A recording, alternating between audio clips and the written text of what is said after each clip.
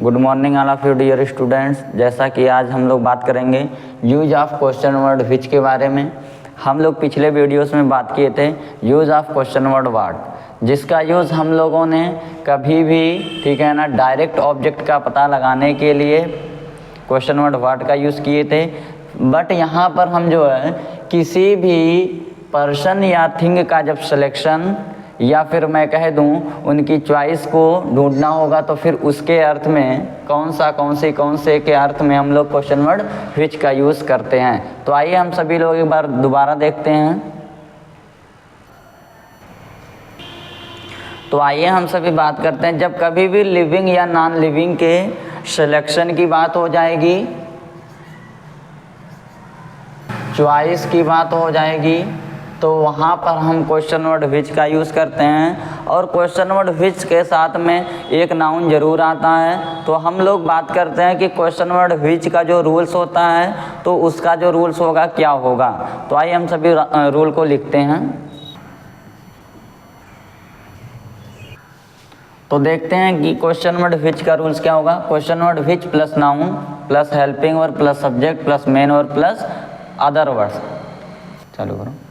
तो हम सभी एग्जाम्पल पे बात करते हैं। तो आइए एग्जाम्पल देखा जाए।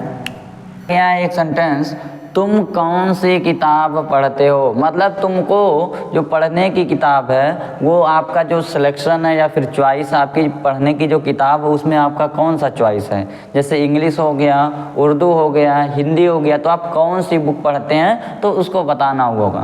तो यहाँ पर चॉइस की बात है। जब चॉइस की बात होगी या फिर सिलेक्शन की बात होगी तो वहाँ पर हम क्वेश्चन वर्ड विच का यूज़ करते हैं। तो आइए हम लोग इसको ट्रांसलेट करते हैं। सबसे पहले कौन सी के अर्थ में हम लोग विच लिख देंगे, तो विच लिख दिए।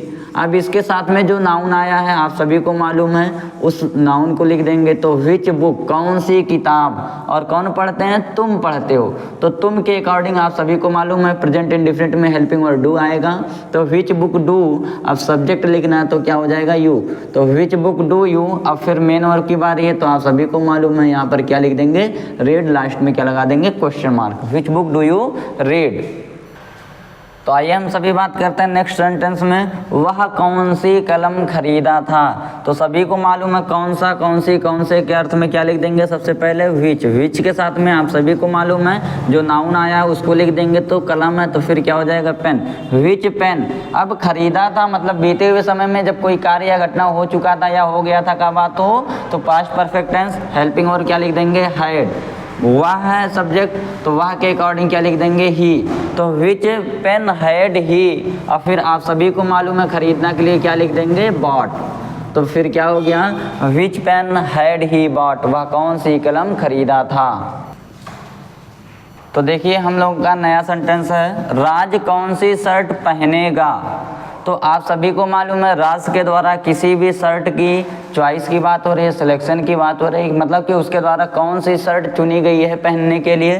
तो आइए हम सभी इसको ट्रांसलेट करते हैं। तो कौन सी के लिए सबसे पहले विच लिख देंगे। अब आप सभी को मालूम है उसके साथ में शर्ट है तो फिर क्या लिख देंगे, शर्ट। नाउन को जोड़ दिए। तो विच शर्ट पहनेगा मतलब फ्यूचर इंडेफिनिट, तो क्या हो जाएगा, राज के द्वारा। तो आप सभी को मालूम है राज के अकॉर्डिंग हेल्पिंग वर्ब विल आएगा। तो विच शर्ट विल राज, और फिर क्या लिख देंगे, पहनने का आप सभी को मालूम है तो क्या लिख देंगे, वियर। लास्ट में क्या लगा देंगे, क्वेश्चन मार्क। अरे तो आइए हम सभी बात करते हैं कि क्वेश्चन वर्ड विच के बारे में। जब कभी भी कोई भी सेंटेंसेस रहेगा, अब इसी में निगेटिव होता, सब्जेक्ट मेन वर्ब के बीच में निगेटिव वर्ड नॉट का यूज़ कर देते हैं। जैसे मैं कह दूं तुम कौन सी किताब नहीं पढ़ते हो तो क्या हो जाएगा, which book do you not read. और फिर मैं कह दूं वह कौन सी कलम नहीं खरीदा था तो which pen had he not bought. मैं कह दूं राज कौन सी शर्ट नहीं पहनेगा तो which shirt will Raj not wear, मतलब राज कौन सी शर्ट नहीं पहनेगा। जब कभी भी किसी भी लिविंग या नॉन लिविंग के लिए सिलेक्शन या फिर चॉइस की बात होगी कौन से के अर्थ में, तो वहाँ पर क्वेश्चन वर्ड विच का यूज़ करते हैं। तो गाइस उम्मीद है आप सभी को ये वीडियोस ज़रूर पसंद आया होगा। तो लाइक शेयर एंड सब्सक्राइब करना बिल्कुल ना भूलें। आप सभी की उम्मीद मेरी एक नई सोच।